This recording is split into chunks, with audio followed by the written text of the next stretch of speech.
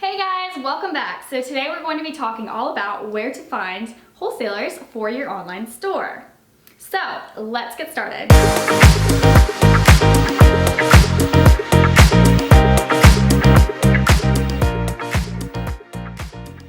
So when I started my store, finding wholesalers was probably the hardest part about getting started and getting ready for my launch because I just didn't know where to look online. If you try to search on Google, at least at the time, I haven't tried lately, but I just couldn't find anything that I was looking for. So I know that you guys are probably looking for a particular style, so let's see if we can find you a wholesaler that is exactly the type of clothing you want to sell within your store. So first, let's talk about online fashion marketplaces. So what these are basically a virtual shopping experience where wholesale vendors will share their clothing all in one place. So this is a great place to take a look when you're first getting started because there are so many different vendors that you can explore and you can start to narrow it down and see what kind of vendors might match your style. And you'll see what other wholesale vendors are selling, and it just makes it super easy to get acquainted with the experience of shopping online for your wholesale products. So there are three specifically that I will call out today, and the first one is LA Showroom, the second one is FashionGo, and the third one is Orangeshine. So some people have their favorites, but some people like to shop with all of them. But I will tell you, the downsides of only shopping with these type of marketplaces is that one, these wholesale vendors that are posting on these virtual marketplaces, they don't necessarily post all of their inventory. So it's still wise to sign up for their actual website and create an account on their website so you can see all of their apparel and all of their products that they're offering. Sometimes they don't post their newer products on these fashion marketplaces.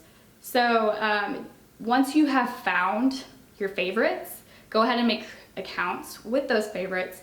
Therefore, you'll be able to see all of their styles.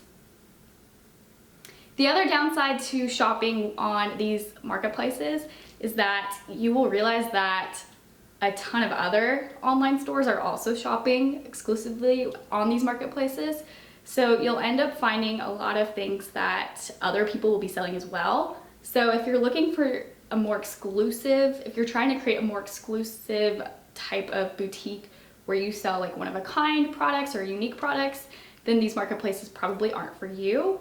But either way, I definitely encourage you guys to take a look at them because they're a great place to start when you are starting your store to help you determine what your style is going to be. Another thing that I forgot to mention is that you do need to make sure that you have your EIN number in order to register with these types of virtual online marketplaces because they will not sell to you if you are not a registered online store. All right, so next let's talk about apparel marts. So I think apparel marts are probably the best way to find your ideal wholesale vendors to match your store style because you get to explore a ton of different vendors in person and you get to check out the quality of their products, the fit, the feel, all of those types of things. You'll be able to actually get your hands on the products as opposed to just shopping online. So there are two types of apparel marts. There are the permanent marketplaces where you can shop with these vendors year-round, and then there's also going to be the temporary apparel marts where vendors from out of town will come in and share all of their products with you, like kind of like a trade show event. So the most popular apparel marts are located in Atlanta, Dallas, Las Vegas. That's probably the biggest one, is Magic in Las Vegas. And also, there are also apparel marts in Chicago, New York. We'll talk about Los Angeles in just a moment, so keep them in mind as well. But those are probably the biggest ones. There are also smaller ones that are located all around the country, but the ones that I just named are going to be the biggest ones where you will be able to attend and find the most vendors. So when you're attending the permanent marketplaces, you're going to be limited to only the vendors that have a store or a place to come and browse their products. Whereas the temporary marketplaces, you'll be able to check out a ton of different vendors at once. And I actually made a video about my experience going to Atlanta's Apparel Mart this past October, so I will link to that down below. I shared what it was like to shop at the mart in person. I actually live in Atlanta, so I'm able to go to the temporary showrooms and the permanent showrooms at any point, but I shared my experience going to one of their temporary trade shows, so definitely check that out. But next, let's talk about Los Angeles. So in LA, there's actually a fashion district where you can visit in person and explore over 2,000 different wholesale vendors. So I plan to take a trip there once everything with the pandemic is over and it's safe to travel again. I will be visiting the LA fashion district and I plan to record my whole experience and film it. So I will be excited to share my experience going there with you guys in the future. But in the meantime, I will provide some information about attending LA Fashion District down below in the description bar. Now, if you are in a hurry to get started taking a look at different wholesale clothing vendors, we of course have our list of 40 wholesale vendors that you can download for free, and I will link to that in the description bar as well. These vendors have been verified, so I definitely recommend checking that out. And lastly, let's take a look at a couple of other different places that you can find wholesale vendors. So first we have Faire, and Faire is basically going to be another type of online marketplace where you can find not only clothing vendors, but you can find a ton of wholesale vendors for all types of products. So that's becoming a more and more popular place to find vendors, so definitely check them out. Next we have Alibaba, which is known as being another place where you can find products at wholesale. A lot of drop shippers actually choose to shop at Alibaba, but there are some downsides to drop shipping, and that's a whole other video that we could say for another day. But they are a Chinese company, and you would basically be purchasing these wholesale products from overseas. So the next place to purchase wholesale products is from D-stash groups. So what are D-stash groups? These are basically going to be Facebook groups that a number of different clothing store boutique owners have joined, where when they have trouble selling one single item, like maybe their target audience prefers size extra large and they get stuck with a bunch of size small, they'll post that in these D-stash groups, so then people who have their target audience who does prefer size small, then they can purchase just one single product instead of having to buy a whole pack.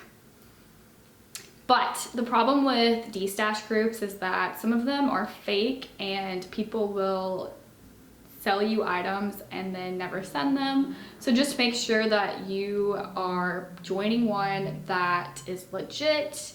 Make sure that when you're joining, they ask for your EIN number, because if they don't, they're probably selling to people who aren't actually store owners, who are not set up legally, and you don't want to be shopping with these places.